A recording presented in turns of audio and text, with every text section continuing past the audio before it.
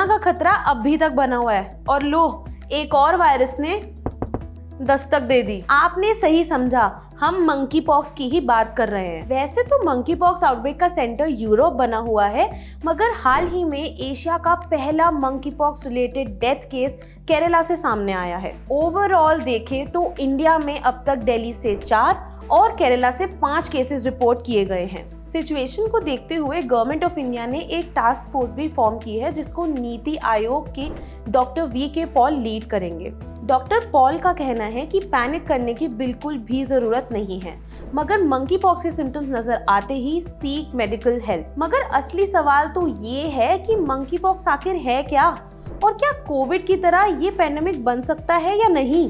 Let's find out.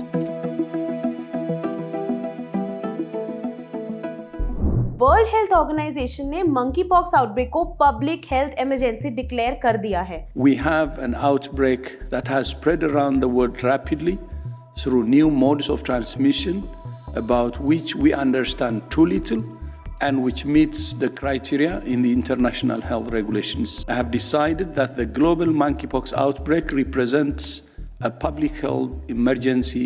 And it is a big deal, क्योंकि अब तक ये स्टेटस सिर्फ पोलियो और कोविड-19 पर ही एप्लीकेबल था।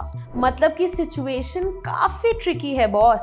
WHO के डायरेक्टर जनरल डॉक्टर टेड्रोस का कहना है कि 78 से ज्यादा कंट्रीज में मंकी पॉक्स के 18,000 से ज्यादा केसेस सामने आए हैं। मगर कोविड-19 के कंपैरिजन में सिचुएशन फिलहाल इतनी भी बुरी नहीं है। शुरुआत नॉट सो बैड फैक्ट से करते हैं। कोविड-19 साइंटिस्ट के लिए एकदम ब्रांड न्यू वायरस था, मगर मंकी पॉक्स को साइंटिस्ट अच्छे से समझते हैं। बात है 1958 की। साइंटिस्ट मंकीज पर कुछ रिसर्च कर रहे थे और तभी उन्हें ये वायरस मिला, इसलिए साइंटिस्ट ने इसका नाम मंकी पॉक्स रख दिया।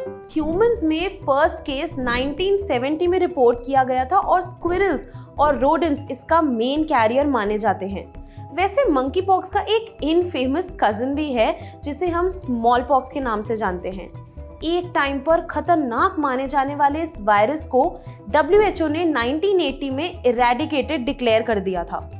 और हाँ, अब तक हम सिर्फ स्मॉल पॉक्स वायरस को ही पूरी तरह खत्म कर पाए हैं। मंकी पॉक्स के सिम्टम्स कुछ स्मॉल पॉक्स जैसे ही हैं, जैसे कि पूरे शरीर पर पेनफुल ब्लिस्टर्स हो जाते हैं। इसके साथ साथ फीवर, हेडेक, मसल एक, चिल्स और काफी जल्दी थक जाना भी काफी पेशेंट्स में देखने को मिला है। मंकी पॉक्स किसी इन्फेक्टेड एनिमल के ब्लड या फिर बॉडी फ्लूइड्स के जरिए इंसानों में फैल सकता है।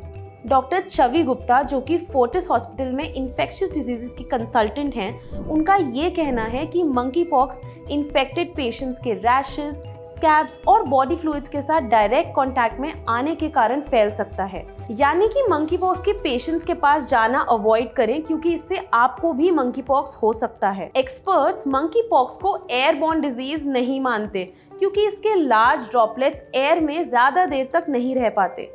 किसी भी इन्फेक्टेड पर्सन के साथ लॉन्ग एक्सपोजर से ही आप इन्फेक्टेड हो सकते हो। मंकी पॉक्स के एसिम्प्टोमेटिक केसेस भी सामने आए हैं, मगर इस स्टेज पे ये कहना काफी मुश्किल है कि क्या एसिम्प्टोमेटिक पेशेंट्स के कांटेक्ट में आने से वायरस फैल सकता है या नहीं। स्मॉल पॉक्स के कंपैरिजन में मंकी पॉक्स लेस कंटेजियस है और डेथ रेट भी बहुत कम है। स्मॉल पॉक्स का CFR यानी कि केस फैटेलिटी रेट लगभग 30% था और मंकी पॉक्स का बस 1 से 10% ही है।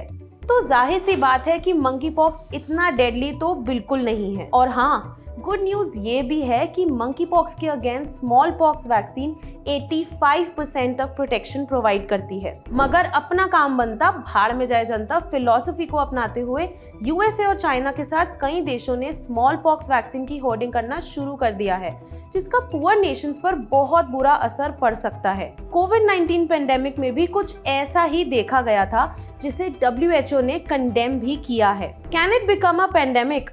एक्सपर्ट्स की माने तो मंकी पॉक्स के पेंडेमिक बनने के चांसेस बहुत कम हैं, मगर नॉन एंडेमिक रीजन्स में बढ़ते केसेस को देखते हुए इसकी पॉसिबिलिटी को नजरअंदाज नहीं किया जा सकता। अभी हमें तो ये भी नहीं पता कि ये वायरस अचानक क्यों फैल रहा है। स्मॉल पॉक्स वैक्सीन अवेलेबल होने के बावजूद 1980 के बाद पैदा हुई ज़्यादातर पॉपुलेशन वैक्सीनेटेड नहीं है, क्योंकि स्मॉल पॉक्स इरेडिकेट होने के बाद इसकी ज़रूरत समझी नहीं गई। मंकी पॉक्स एक enveloped double stranded DNA virus है, यानी कि ये कोविड-19 के कंपैरिजन में काफ़ी ज़्यादा स्टेबल है और इसके म्यूटेट होकर खतरनाक होने के चांसेस भी काफ़ी कम हैं।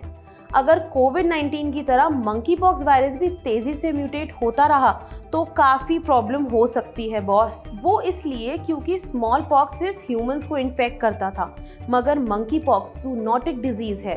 इंटरस्पीशीज ट्रांसमिशंस के कारण इसे कंट्रोल करना बहुत ही मुश्किल हो सकता है। पिछले 2 डेकेड्स में हमें SARS, MERS, swine flu, bird flu and अब मंकी पॉक्स जैसी जूनोटिक डिजीजेस का सामना किया है और एक्सपर्ट्स का मानना है कि जूनोटिक डिजीजेस और ज्यादा बढ़ सकते हैं। इसके लिए हमें रैपिड अर्बनाइजेशन, डिफॉरेस्टेशन और क्लाइमेट चेंज को शुक्रिया कहना चाहिए, जो कि by the way human activity की वजह से ही पॉसिबल हुए हैं। नेचर के साथ हमारा रिश्ता बहुत ही नाजुक है। अगर इस पर ध्यान नहीं दिया गया तो animal to human virus transmission और ज़्यादा कॉमन हो जाएगा और शायद सभी वायरसेस से बचने के लिए हम वैक्सीन ना बना पाएं। ऐसी ही और इन्फॉर्मेटिव और इंटरेस्टिंग वीडियोस के लिए please subscribe to our channel only my health, and if you like this video hit the like button.